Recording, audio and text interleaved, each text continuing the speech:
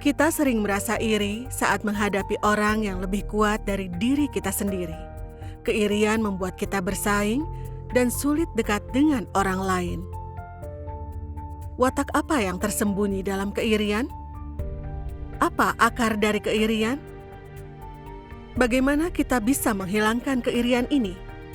Tonton video kesaksian Kristen, "Mengapa Aku Takut Kalah?" untuk mencari tahu.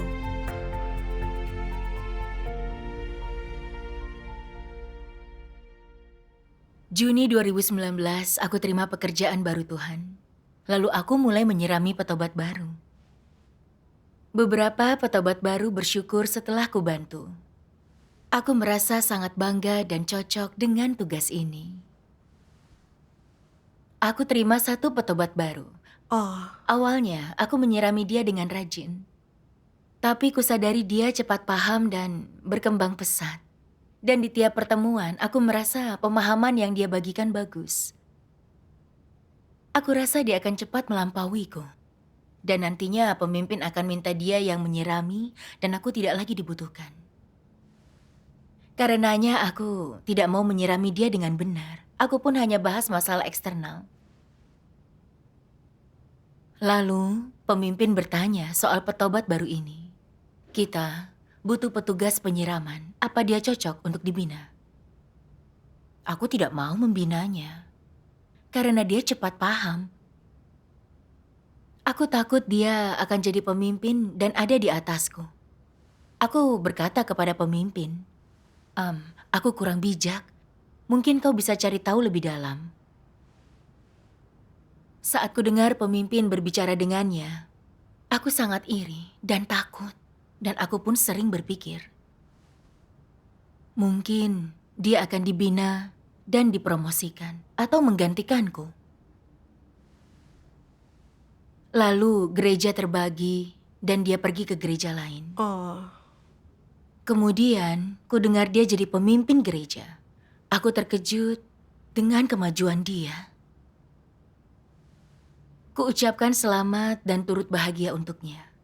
Tapi sebenarnya aku iri. Kenapa dia cepat jadi pemimpin dan aku masih menjadi staf penyiraman? Tidak puas, aku kerja keras tindak lanjuti petobat baru yang kusirami, ingin kubuktikan bahwa aku pun layak jadi pemimpin gereja. Apa kau sadar ada yang salah dengan keadaanmu? Iya, Tidak, saat itu aku belum sadar. Lalu, aku terpilih sebagai pemimpin gereja. Tapi aku masih iri saat ada yang lebih baik dariku. Suatu kali, aku, pemimpin dan diaken bahas cara mendukung dan membantu petobat baru. Dan diaken Injil menyampaikan pendapatnya. Pemimpin atasan dan pemimpin grup menganggap sarannya bagus. Kami mendukung dan menyirami petobat baru sesuai saran diaken Injil. Sarannya efektif. Petobat baru datang ke pertemuan dan terima tugas. syukur kepada Tuhan.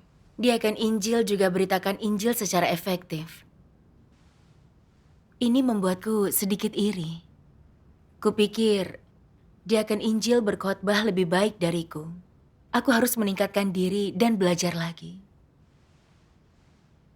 Lalu aku menanyai diaken Injil telah berapa tahun menjalankan tugasnya. Dan jawabnya 6 bulan. Aku sangat terkejut. Hanya 6 bulan. Aku malu karena aku telah menerima pekerjaan Tuhan yang Maha Kuasa 2 tahun lalu, yang terlama dari semua orang dalam grup. Tapi aku seperti pemula yang tidak paham apa-apa. Aku selalu membandingkan diri dengannya. Saat kusadari dia pekerja yang terampil dan punya cara tindak lanjuti pekerjaan yang baik, aku makin iri padanya. Kupikir, jika dia selalu punya ide bagus saat bahas pekerjaan, pemimpin akan lihat kualitasnya baik dan melatihnya jadi pemimpin. Akhirnya dia akan gantikan aku. Suatu kali, diaken Injil absen pertemuan karena pekerjaan lain. Lalu dia menanyaiku apa yang dipelajari di pertemuan. Aku tidak ingin memberitahu, jadi aku berkata, aku lupa. Saat kita iri pada orang lain, kita enggan membantu mereka. Benar. Lalu kulihat pemimpin sering bersekutu dengannya, jarang denganku. Aku jadi marah. Kupikir, jika tidak mau bicara denganku, aku tidak akan jalankan tugasku. Saat itu, aku hanya ingin beralih ke tugas yang bisa dihormati orang lain. Aku pikir, jika aku bisa beritakan Injil dengan efektif, saudara-saudari mungkin menghormatiku. Jadi aku mulai beritakan Injil dan abaikan penyiraman petobat baru. Pemimpin ingatkanku untuk pahami dan atasi kesulitan petobat baru secepatnya. Dan aku menjawab, baik, akan aku temui mereka. Tapi aku hanya pikirkan pemberitaan Injil dan tidak menemui mereka. Saat itu, masalah petobat baru tidak terselesaikan dan pertemuan tidak teratur. Lalu, pemimpin bertanya alasan petobat baru tidak datang dan apakah aku alami kesulitan. Aku memberitahu pemimpin soal keadaanku. Pemimpin bersekutu denganku. Kau pemimpin dan bertanggung jawab atas semua pekerjaan, terutama menyirami petobat baru. Tidak boleh kau tak acuh atau aur-auran. Setelah mendengar itu, aku menangis. Perkataannya sangat keras. Dia tidak lihat usahaku memberitakan Injil. Lalu, mulai kupikirkan sikapku terhadap tugasku. Aku takut petobat baru akan lebih baik dariku, dan aku tidak ingin dilampaui. Untuk mempertahankan posisi dan dihormati saudara-saudariku, aku asal-asalan menyirami. Terutama petobat baru yang berkualitas baik, tidak kudorong jalankan tugas. Aku mengabaikan tanggung jawabku. Aku teringat firman Tuhan. Ada orang yang selalu takut orang lain lebih baik dari mereka. Bahwa orang lain akan dihargai, sedangkan mereka diabaikan. Jadi mereka menyerang dan mengecualikan orang lain. Ini artinya egois, jahat, dan iri terhadap orang-orang berbakat. Watak macam apa ini? Ini adalah watak yang jahat. Hanya pikirkan kepentingan dan puaskan keinginannya sendiri. Tidak pikirkan yang lain atau kepentingan gereja. Orang seperti ini berwatak buruk, Tuhan tidak mengasihi mereka. Kini engkau pelaksana penuh waktu dari tugasmu. Engkau tidak dibatasi oleh keluarga, pernikahan, atau kekayaan. Engkau telah keluar dari hal itu. Namun gagasan, imajinasi, pengetahuan, niat pribadi, dan keinginan yang memenuhi pikiranmu tetap tidak berubah. Jadi, dalam apapun yang melibatkan reputasi, status, atau apapun yang dapat membuat mereka pamer, saat orang dengar gereja berencana membina bermacam orang berbakat, hati setiap orang melompat. Dan masing-masing darimu selalu ingin dirimu dikenal. Semua orang ingin berjuang demi status dan reputasi, dan merasa malu akan ini, tapi tidak enak jika tidak lakukan. Mereka merasa iri dan benci saat seseorang menonjol, mereka marah, dan merasa ini tidak adil. Berpikir, mengapa aku tidak bisa menonjol? Mengapa selalu orang lain yang mendapat ketenaran? Mengapa aku tidak pernah mendapat giliran? Dan setelah merasakan kebencian, mereka berusaha menekannya tapi tidak mampu. Mereka berdoa dan merasa lebih baik untuk sesaat. Tapi saat menghadapi masalah yang sama, mereka tetap tidak mampu mengatasinya. Ini menunjukkan tingkat pertumbuhan yang tidak dewasa. Terjerumus ke dalam keadaan seperti itu, mereka telah jatuh dalam perangkap iblis. Ini adalah belenggu natur iblis yang mengikat manusia. Amin. Amin.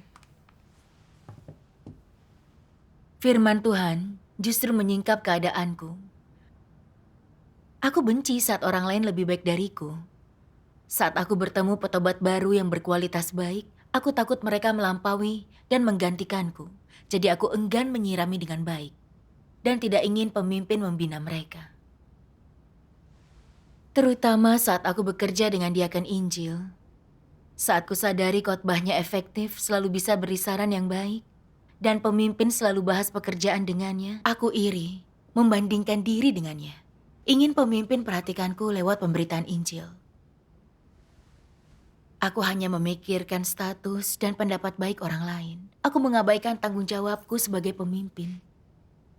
Aku sangat malu.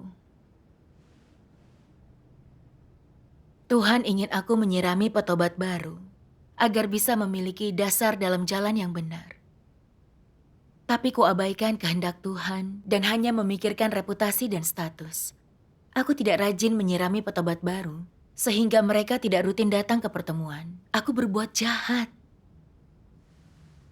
Aku mulai merenungi tujuanku dalam tugas.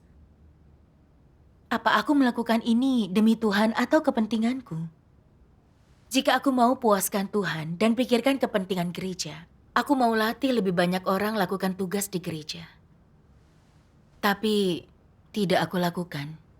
Sebaliknya aku iri dan menahan bakat, berharap pemimpin tidak melihat orang-orang ini. Aku hanya jalankan tugas demi posisi dan kepentinganku. Aku sangat egois. Lalu bagaimana kau ubah keadaan ini? Setelah seorang saudari tahu keadaanku, dia mengirim firman Tuhan ini.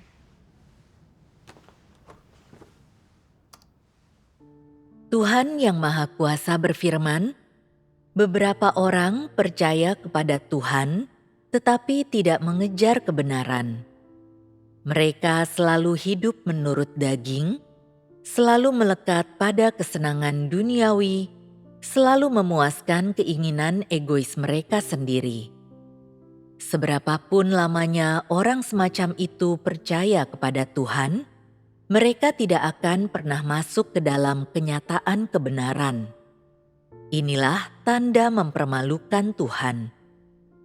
Engkau berkata, "Aku belum pernah melakukan apapun yang menentang Tuhan. Bagaimana aku bisa mempermalukan Tuhan?" Semua gagasan dan pemikiranmu jahat. Dalam niat, tujuan, dan motif di balik tindakanmu, dan dalam akibat dari apa yang telah kau lakukan, dalam segala hal engkau memuaskan iblis, menjadi bahan tertawaannya, dan membiarkannya mendapatkan sesuatu pada dirimu. Engkau sama sekali tidak memiliki kesaksian yang seharusnya kau miliki sebagai seorang Kristen. Engkau adalah orang yang menjadi milik iblis. Engkau mempermalukan nama Tuhan dalam segala hal dan tidak memiliki kesaksian yang tulus. Apakah Tuhan akan mengingat hal-hal yang telah kau lakukan? Pada akhirnya, kesimpulan apa yang akan Tuhan ambil tentang tindakanmu dan tugas yang kau lakukan? Bukankah harus ada sesuatu yang timbul dari situ, semacam pernyataan? Dalam Alkitab, Tuhan Yesus berkata, "Banyak orang akan berkata kepadaku pada hari itu, 'Tuhan, Tuhan, bukankah kami bernubuat atas nama-Mu?' Dan atas nama-Mu telah mengusir setan, dan atas nama-Mu melakukan banyak pekerjaan luar biasa.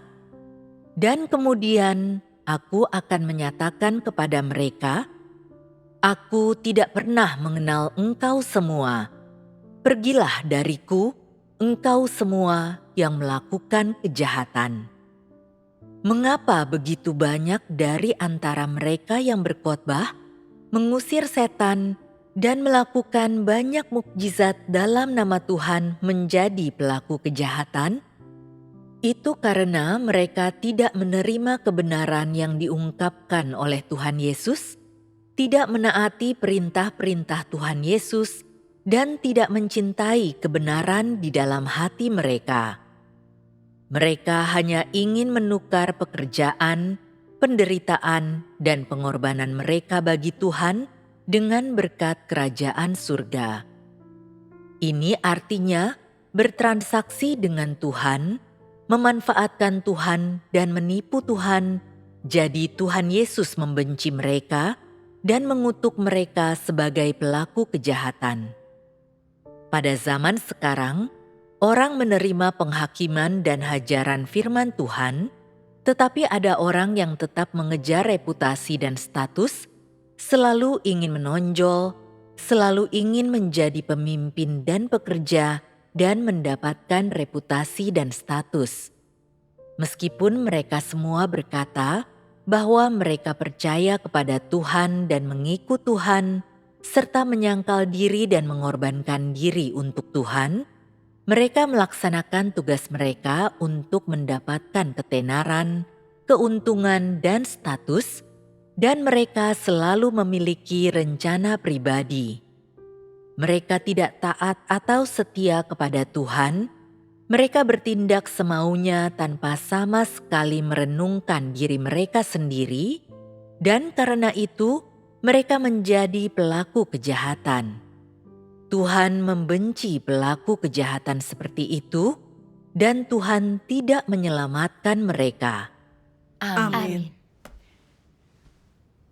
Membaca firman Tuhan ini menggugah hatiku. Orang yang berbuat jahat yang Tuhan bicarakan adalah orang-orang percaya. Mereka berkorban demi Tuhan, memberitakan Injil dan mengalami penderitaan. Tapi mereka menjalankan tugas demi gengsi dan status, agar dihormati, dihargai, dan dipuja oleh orang lain. Mereka tidak bisa setia, terapkan kebenaran dan taati Tuhan. Maka Tuhan Yesus berfirman, "Pergilah daripadaku, engkau yang melakukan kejahatan." Amin. Aku seperti mereka yang bekerja bagi Tuhan. Aku telah percaya Tuhan selama 2 tahun, meninggalkan studi demi tugas di gereja dan berkorban. Tapi niatku bukan untuk memuaskan Tuhan. Aku mau jadi yang terbaik di gereja, agar orang-orang menghargaiku. Itu sebabnya aku berusaha menonjol. Semua yang kulakukan memuaskan iblis. Perbuatanku ini perbuatan jahat. Aku melakukan tugas dengan niat salah yang dibenci Tuhan. Dan jika terus seperti ini, aku layak dihukum. Karena Tuhan tidak berkenan atas imanku ini, Tuhan akan berkata, "Pergi dariku, aku tidak mengenalmu." Saat menyadari ini, aku merasa takut. Aku mau bertobat dan tidak iri lagi pada yang lain. Jadi aku berdoa minta petunjuk Tuhan. Lalu aku berani membuka kerusakanku kepada pemimpin. Alih-alih menuduh, pemimpin berbagi pengalamannya untuk membantuku. Syukur kepada Tuhan. Dia juga mengirimiku bagian firman Tuhan. Oh,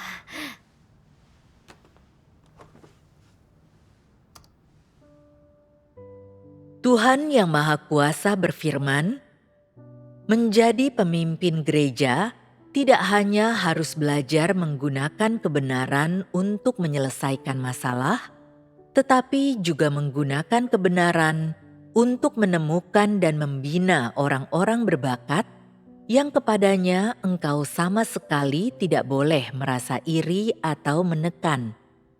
Menerapkan dengan cara ini bermanfaat bagi pekerjaan gereja. Jika engkau dapat membina beberapa orang yang mengejar kebenaran untuk bekerja sama dengan baik denganmu dalam semua pekerjaan yang kau lakukan, dan pada akhirnya engkau semua memiliki kesaksian pengalaman, maka engkau akan menjadi pemimpin yang memenuhi syarat. Jika engkau semakin mampu untuk bertindak sesuai dengan prinsip dalam segala sesuatu, maka engkau akan sesuai yang diharapkan dengan kesetiaanmu. Jika engkau benar-benar mampu memikirkan kehendak Tuhan, engkau akan mampu memperlakukan orang lain dengan adil. Jika engkau merekomendasikan orang yang baik dan membiarkan mereka menjalani pelatihan dan melaksanakan suatu tugas, dengan demikian menambahkan seorang yang berbakat ke dalam rumah Tuhan, bukankah pekerjaanmu akan menjadi lebih mudah untuk dilakukan? Bukankah engkau akan sesuai yang diharapkan dengan kesetiaanmu dalam tugas ini? Ini adalah perbuatan baik di hadapan Tuhan. Inilah hati nurani dan akal yang minimal harus dimiliki oleh orang yang menjadi pemimpin. Mereka yang mampu menerapkan kebenaran dapat menerima pemeriksaan Tuhan ketika melakukan segala sesuatu. Ketika engkau menerima pemeriksaan Tuhan, hatimu menjadi lurus. Jika engkau hanya pernah melakukan sesuatu supaya dilihat orang lain, selalu ingin mendapatkan pujian dan kekaguman orang lain, tetapi engkau tidak menerima pemeriksaan Tuhan, apakah Tuhan masih ada di dalam hatimu? Orang-orang semacam itu tidak menghormati Tuhan. Jangan selalu melakukan segala sesuatu demi kepentinganmu sendiri, dan jangan selalu mempertimbangkan kepentinganmu sendiri. Jangan mempertimbangkan kepentingan manusia, dan jangan memikirkan harga diri, reputasi, atau statusmu sendiri. Engkau harus terlebih dahulu memikirkan kepentingan rumah Tuhan dan menjadikannya prioritas utamamu. Engkau harus mempertimbangkan kehendak Tuhan, dan mulailah dengan merenungkan apakah engkau tidak murni dalam memenuhi tugasmu, apakah engkau telah setia memenuhi tanggung jawabmu dan mengerahkan seluruh tenagamu atau tidak, serta apakah engkau telah dengan sepenuh hati memikirkan tugasmu dan pekerjaan gereja atau tidak. Engkau harus memikirkan hal-hal ini.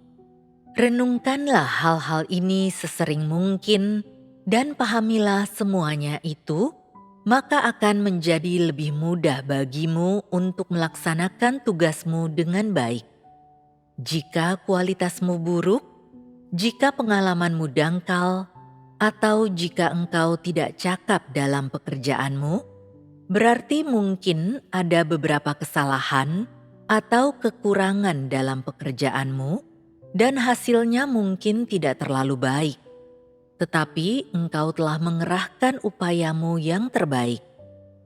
Dalam segala hal yang engkau lakukan, engkau tidak memuaskan kehendak atau keinginan egoismu sendiri. Sebaliknya, engkau terus-menerus mempertimbangkan pekerjaan gereja dan kepentingan rumah Tuhan. Meskipun engkau mungkin tidak melaksanakan tugasmu dengan baik, hatimu telah diluruskan.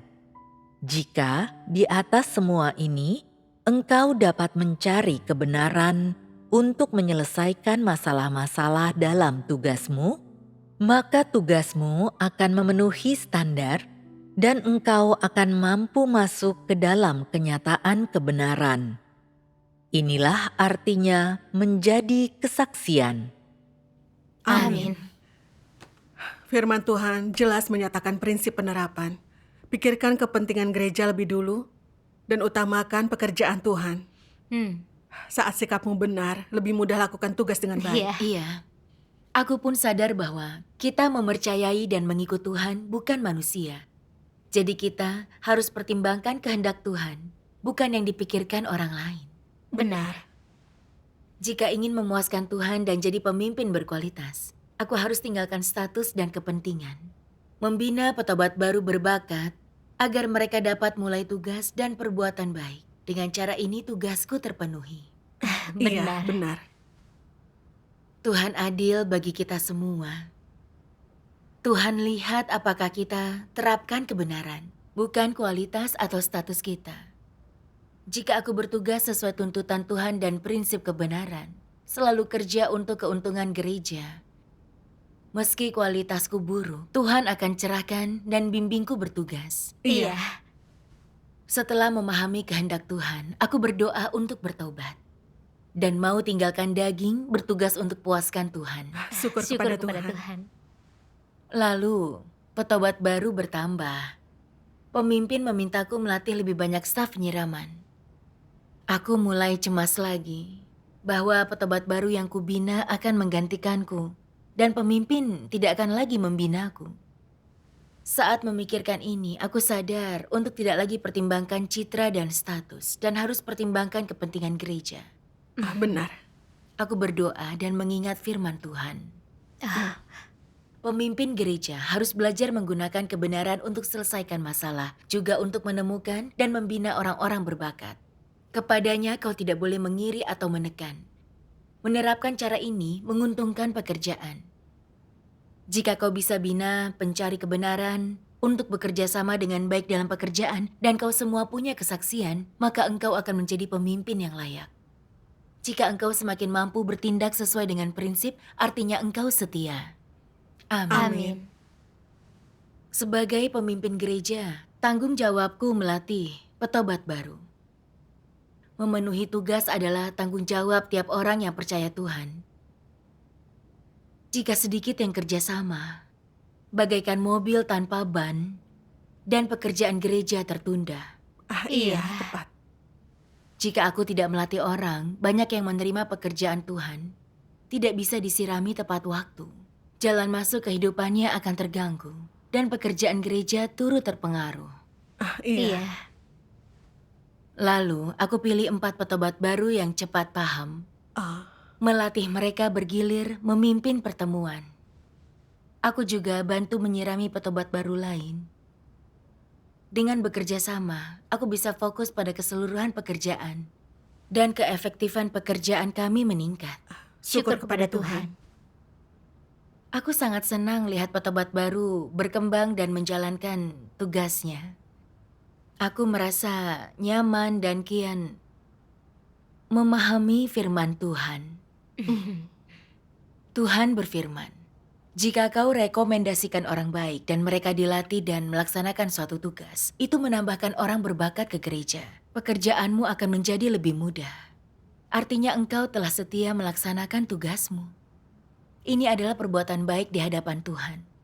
Ini hati nurani dan akal dasar yang harus pemimpin punya. Amin. Amin.